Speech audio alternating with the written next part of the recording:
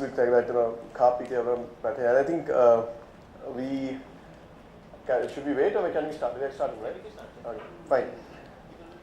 You know what we have been doing for the last 15 years. We've been working on designs, and it has been quite a problem in understanding why steel, why wood, and why concrete, how much, especially when it comes to Indian market, because cost determines a lot of our actions. And you don't mind if I break in little Hindi words, sentences, right? Okay. It just makes me feel nice. For you, little problem. Okay, so when they told me to come and speak on this thing, something to do with Steel Day, so I came, and the very next day I came across this figure, and I was phone kiya, kya aloo kitna hai? What is the cost of a potato? She said, okay, potato is about 28 rupees. Potato is rising, and what's the cost of steel? Steel 26 rupees a kg.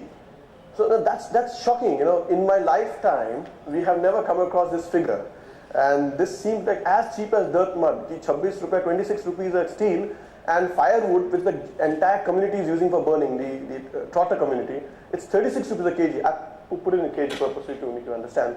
And teak wood, okay, finishing material as a wood for construction or whatever the furniture, is 240 rupees square feet. Now that is something which toggles the mind. What has happened to steel? Is it because we have not understood steel? Am I not understanding steel that we're so dirt cheap and still I'm not using steel or not understanding steel? Or is it because something has gone wrong with our demand and structuring and the entire community and society? And that is something which worries us. And what has happened? If this is the way and the potato is winning over, this is, and what is happening to the entire world? And why are we not understanding this equation? It has become so cheap. And I'm sure that there's some builder community here, some developer here, who would understand what does it mean. It means that you're gaining that little advantage of steel.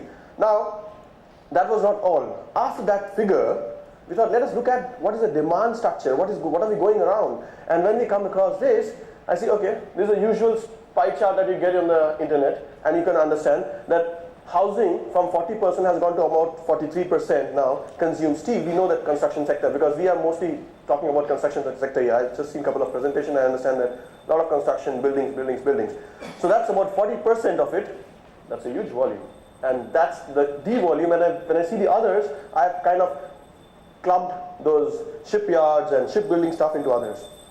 But more important to understand is what happens to the steel when it comes to 2015 to 2020. We, as Indians, are the yellow part here. Can you see the yellow? Is there a pointer here? Oh, lovely. Okay, it doesn't work in the LED. So there's a yellow chart that you see, pie chart on the outer ring, is the India by demand. Now in future, our yellow parts, the inner core is 2005, 2010, the second ring, and the third ring is 2015-20. So the yellow portions, our steel demand is increasing. So we're going to consume more steel. Would it not be smart? We should not consume it like aloo. We should consume it more sensibly. And this is where it brings the idea that we should talk sense and we should really mean sense. So what we understood is, that's the way we are steel man, steel right from Superman, we talk about everything. And we're talking about everything, and we have reduced steel to 26 rupees a kg. And we're still not making able to sense, and this is what the dilemma of the entire approach here. Where are we going with the relationship, our understanding as a human being, with the nature and with the steel by itself? Now, do we really know steel well? In terms, not in terms of absolute material, in terms of engineering, but in terms of its application, in terms of its context. Not to mention a couple of airports which I've been to see. I always find that too much of steel is there. Too much. And I feel that, oh my God, so much of steel is not needed. And sometimes you go, oh, that's very nice, sensible steel. Now, beyond that, what does it mean? If steel has to become sensitive, it should be sensitive to sustain our future. Then only it makes sense, 26 rupees a kg makes sense if we can wisely use it. Otherwise, it's just going to be a containment. And when I look at a sustainable future, let us understand what a sustainable future structure means like. So this is what the global goals are set out. If it's visible to you, it starts from poverty. No poverty as a sustainable goal. Agar kuch karna hai, let's do something that makes sense, then let's start from the sustainable goals. It starts from no poverty, and it goes to recycling stuff, it goes to food, this goes to about health issues, quality education, then climate action, life, water, marine life. So much is going wrong.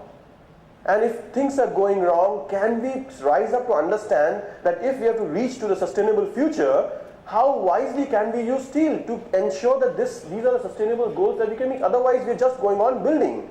We're just making building. We're not using the material wisely. The material which has become to 26 kg.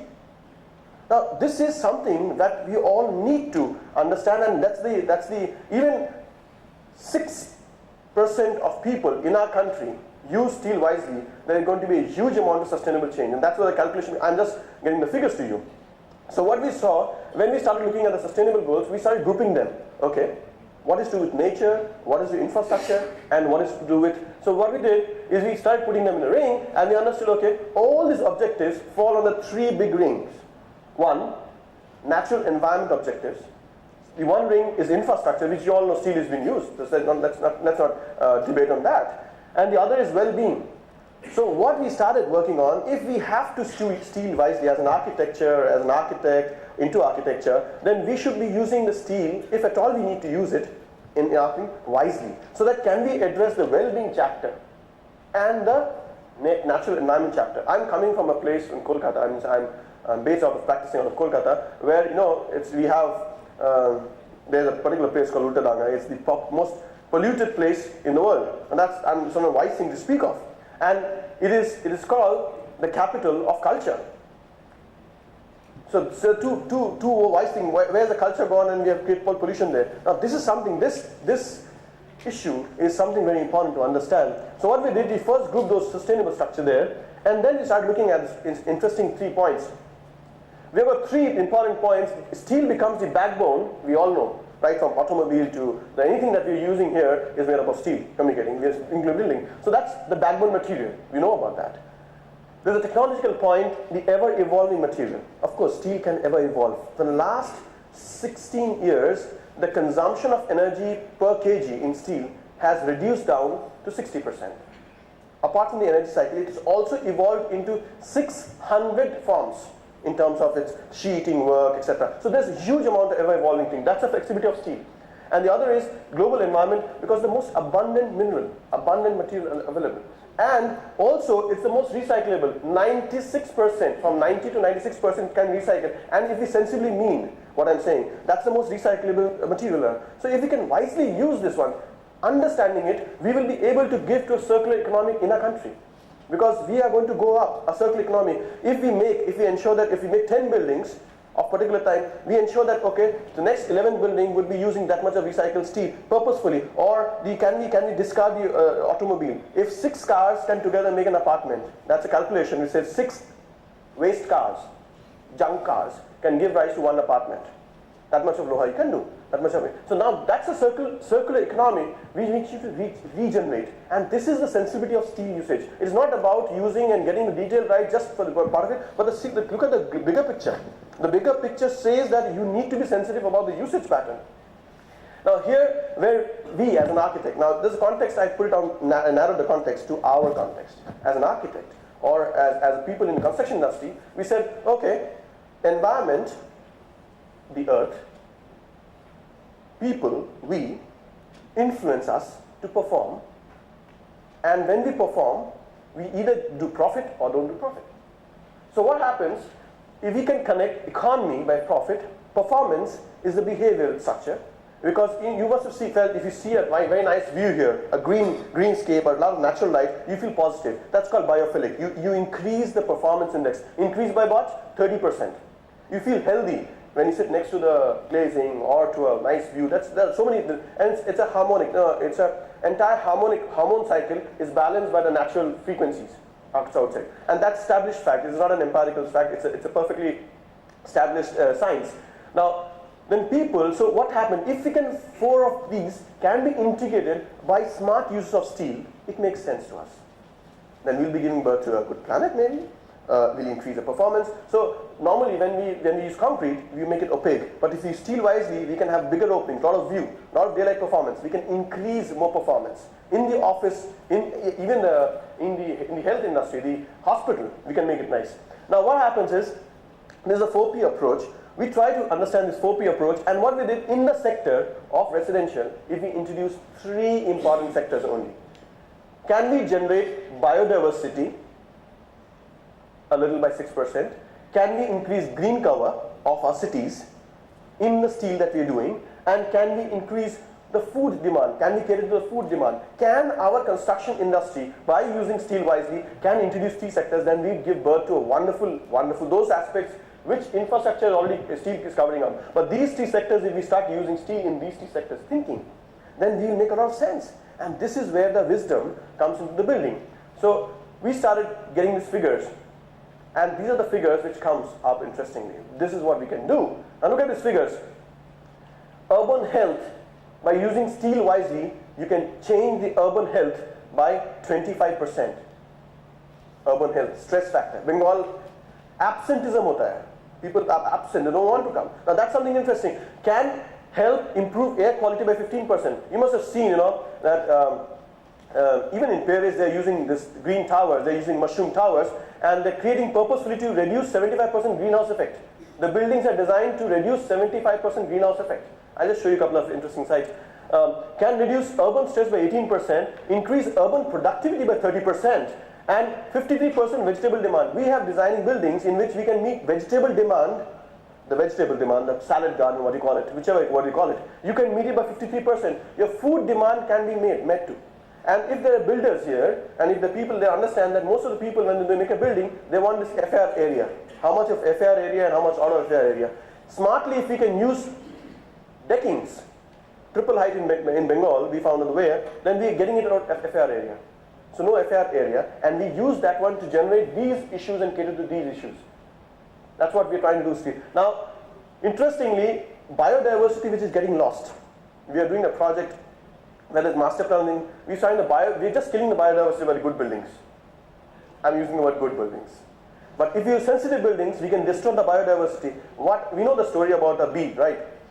If the bee is not there, then we're going to expire in less than 3 years. Finish. So that's what it's coming to be. We are just getting rid of the biodiversity around. Can change, and the green cover, people just irrational cutting of the trees going on in the cities in the name of infrastructure. We can increase the global greenery and city covers. With this project is under construction. I'll just show you a construction picture. This was already the project we got. It's a corporate park, and there was a hotel and a corporate park and a hotel and a convention center below. So what we try to do, we try to think that if there was a site, complete 100% site, and we kind of, when we make an office, can we give a little stress-free green to every office? Can we invite the views? Can we take the biodiversity, which actually staggers its way up? Biodiversity, a bird cannot just go up there, about 80 meters. It has to move like this. So we made green corridors, which are offsetting and going up. So we try to understand the bird flying path, and made it a sensitive design in which every office has got terraces, green terraces, and load enough to increase the green cover. Bengal suffers from a lot of pollution. Calcutta per se, not Bengal, it's Calcutta. So we try to mitigate. How can we address those issues out there? So what we did is, I'm not going into this detail of how the energy being made of the skin, but we used steel, and this has been done by Evashinde. We had this cantilevers about 9 meters odd in an offset, and we made a steel an RCC core in between. So what we did was, we increased the green cover.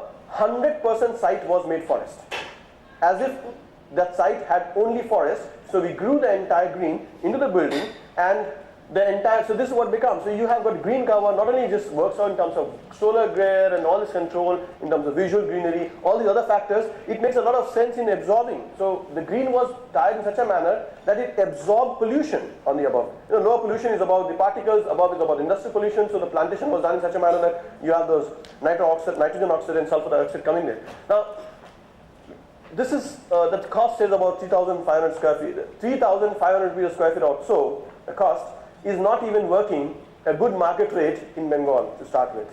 Now that's what that city comes out to be.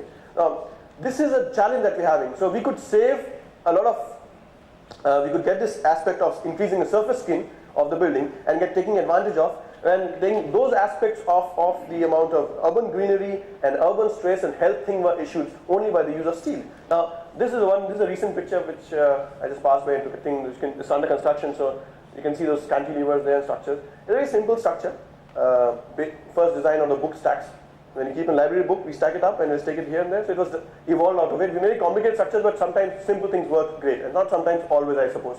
So it was evolved, and we have not been able to polymer cell solar cells on the skin because of the cost, but we are still trying to. On the other building, we may get polymer solar cells. The other building, which I talked about food demand, we were asked to make a residential building. So we said, okay, can we make steel lattice structure all around like a mushroom and help him activate like a salad garden, the vegetable garden. So we calculated that the 2,500 square feet an apartment can, let's say 6 people, can have their full vegetable demand catered by a 1,000 square feet terrace.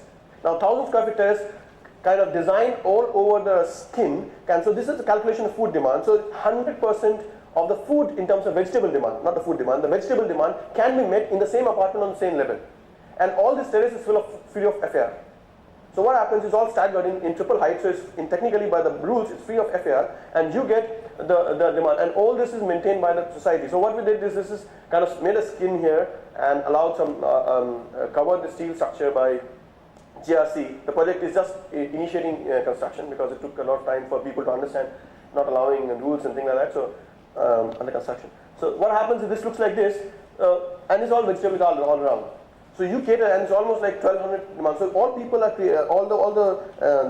the people inside, the owners would have the vegetable demand met into the thing. So what happens? We are trying to address that food demand, which I showed you in the chart. A sensible steel of steel is not just about the building or the look; it has to work. And more importantly, this firm also evolved by the acoustic management, because there was a railway line, so we have dampeners. So that's the reason you see this is surface skin, which is GRC cladding, which absorbs a lot of sound. So it acts like an acoustic baffling. So it's a sound baffle.